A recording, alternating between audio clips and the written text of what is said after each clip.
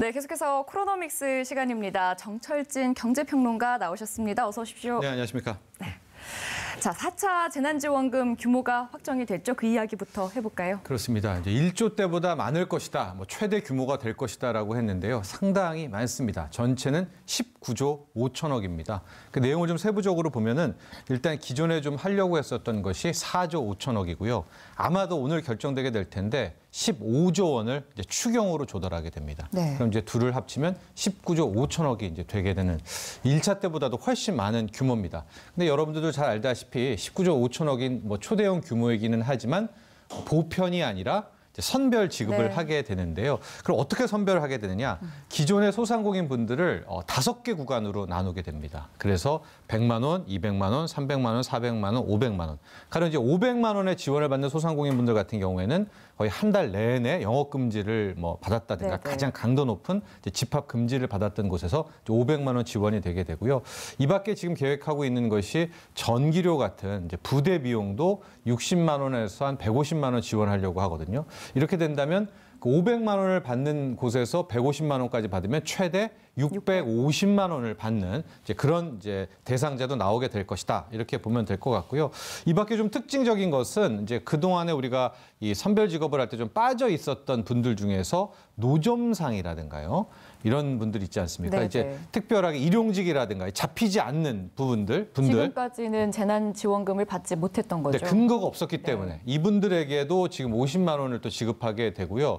부모가 실직을 했거나 폐업을 했을 때 그 자녀, 이 대학생에 한해서는 또 마찬가지로 50만 원을 또 지원하게 된다. 그다음에 프리랜서 중에서도 근거가 없었던 프리랜서 네네. 아마 있었으면은 그동안에 1차, 2차, 3차 때 받았을 텐데 이 제외된 프리랜서까지도 이번에 포함이 돼서 3차 때 받았던 분이 약 한 367만 명 정도가 되는데 이번에 앞서 말한 것처럼 자료 없는 노점상 부모 폐업에 대학생 합쳐서 200만 명이 추가됩니다. 그래서 전체적으로는 약 560만 명 정도가 지원을 받게 되는 그야말로 굉장히 강력한 정말로 두텁게 지원하는 4차 재난지원금이 될 것이다. 이렇게 보여지고 있습니다. 지금 이제 들어보면 대상이 세분화되고 다양화됐다. 네. 그리고 그동안 제외됐던 분들이 다시 이제 추가됐다라고 볼 수 있을 것 같고요. 이 한 달여의 진통 끝에 4차 지원금 규모가 확정이 됐지만 논란은 끝이 없습니다. 네. 이번 논란은 왜 그런 걸까요? 일단은 공정성 시비와 형평성 시비 계속 나왔던 지적이기도 하죠. 특히 이제 보편 지급을 원하는 쪽에서는 과연 누가 더 힘들고 누가 덜 힘들고를 구분할 수 있느냐 이런 지적들이 나오는데 구체적으로 몇몇 좀 논란이 되고 있는 부분들을 살펴보도록 하겠습니다.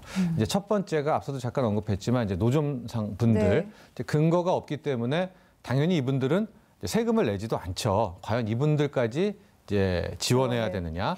또 하나 앞서 말한 것처럼 그 대학생 부모가 실직했거나 폐업했을 때 그 자녀 대학생들을 지원하게 되는데 과연 대학생이 이번 코로나19에 직접 타격받은 계층이냐? 그 부모를 지원하는데 또 그 자녀까지 지원해야 되느냐라는 그런 이중 지원에 대한 지적들이 있고요.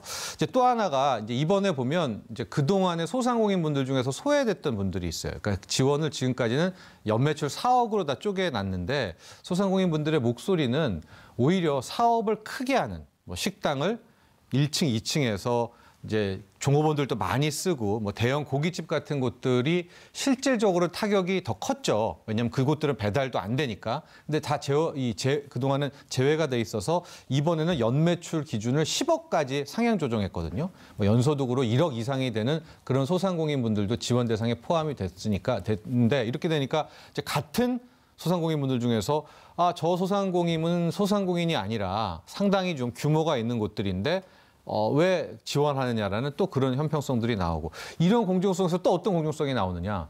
샐러리맨 분들이 왜 이 소상공인만 이렇게 사업하는 개인 사업자만 지원을 하느냐. 우리도 월급도 끊길 때도 있었고 받아야 될 성과급도 못 받고 뭐 이런 수당도 안 나와서 굉장히 힘든 삶을 살고 있다라고 또 셀러리맨 분들이 이제 지적을 하고요. 네. 그래서 이래저래 또 이런 좀 형평성 논란들이 나오고 있고 야권에서도 이것이 보궐선거를 앞둔 뭐 인심 쓰기 아니냐라는 정치적 공세들 나오고 있고요.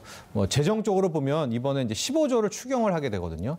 근데 이 중에 한 9조 원대, 10조 원은 적자 국채를 또 발행해야 될 것 같아요. 그럼 나라 빚 문제 또 이런 또 하나 쪽에서는 이슈와 논란도 좀 상존해 있다. 이런 것도 함께 말씀드리고 싶습니다. 뭐 각자의 입장과 시각이 다 다를 수밖에 없는 문제이기도 하지만 그 당사자분들은 생계가 흔들리는 문제이기 때문에 또 그런 얘기를 들으시면 좀 가슴 아프겠다라는 생각도 들고 왜 이런 상황이 생겼는지 참 마음만은 씁쓸하네요. 네. 자, 백신 접종 이야기를 나눠보겠습니다. 네. 백신 접종이 시작이 됐는데 관련해서 이제 경기 흐름에도 큰 영향을 끼치겠죠. 네. 주식 시장은 어떨까요? 그렇습니다. 이제 앞서 변이 바이러스 이런 어떤 불안감도 있지만 일단 시장과 전체적으로 경기 체감하는 것들을 보면 백신에 대해 거는 기대는 상당히 큰 것으로 보입니다. 우리가 인플레이션, 물가 상승을 막 걱정하고 그러고 있잖아요, 요즘에.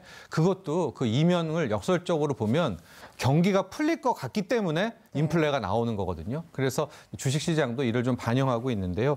특히 이제 또 특정한 종목 회사를 말해서 그렇지만 이제 백신 접종과 관련해서 SK 바이오사이언스가 이제 곧 공모를 하게 되거든요. 네네. 이건 아직 상장이 안 됐기 때문에 주가에는 영향이 없습니다. 아마 18일 상장이고 3월 9일에서 10일 정도에 공모주 청약을 받게 될 것 같은데 이제 이게 아스트라제네카 또 노바백신도 있고 그래서 이런 기대감들이 시장과 또 실물 경제에도 좀 반영돼 있지 않나 이렇게 보고 있습니다. 네. 이제 이와 함께 수출이 늘어난 것도 경기 회복의 긍정적 신호로 봐도 되는 건지 얼마나 늘어났는지 그리고 수출 증가가 의미하는 게 뭔지도 짧게 짚어주시죠. 그렇습니다. 지금 4개월 연속 수출 증가율 높아지고 있고요. 1월 같은 경우에 20% 넘게 수출 증가를 했는데 이것은 작년 1월이 좀 안 좋았거든요. 네, 그래서 이제 맞습니다. 기저효과 때문이었다고 네. 했는데 어제 발표된 2월이 9.5% 증가를 했고 절대적 수치로도 2월 수출액 자체가 굉장히 컸습니다. 하고 품목으로 보면 반도체 자동차, 우리나라의 투톱, 또 쓰리톱이라고 하는 석유화학까지도 달려줬고 바이오 헬스가 이제 규모 면에서야 앞에 이 삼총사를 못 이기지만 증가율은 굉장히 컸다. 특히 우리가 주목해야 될 것은 수출이라는 것은 우리만 경기 풀렸다고 좋아지는 게 아니거든요. 그렇죠. 수출 상대국들이 굉장히 경기가 풀려야 되는데 지금 유럽연합 같은 데에서가 빠르게 경기 회복이 느껴지고 있어요. 그래서 이번에도 수출 증가율로 보면 역시 유럽 쪽에서 증가율이 큰 폭으로 늘어나는 것을 알고 있어서 이제 중국, 유럽 쪽에서는 어느 정도의 경기 회복. 이것은 바꿔 말해서 뭐겠습니까? 이제 코로나19의 이제 회복에 대한 기대감, 또 백신에 대한 기대감이 있지 않느냐. 이제 마지막 남은 것이 미국인데, 미국도 좀 빠르게 회복되기를 또 백신 효과가 있길 기대해 보겠습니다. 네, 우리나라 이런 상황들을 반영을 해서 지금 살기 좋은 나라 8위를 기록했다는 소식도 있고 이렇게 좋은 소식만 있으면 좋을 텐데 그 국내 노동시장의 격차가 더 벌어졌다는 이야기 있더라고요.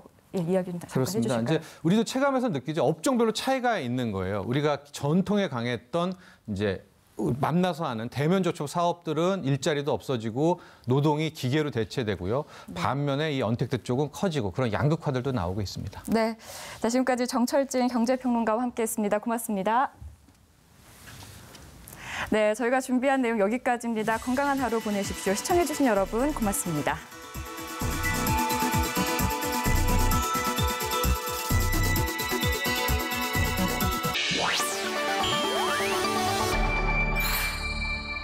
TBS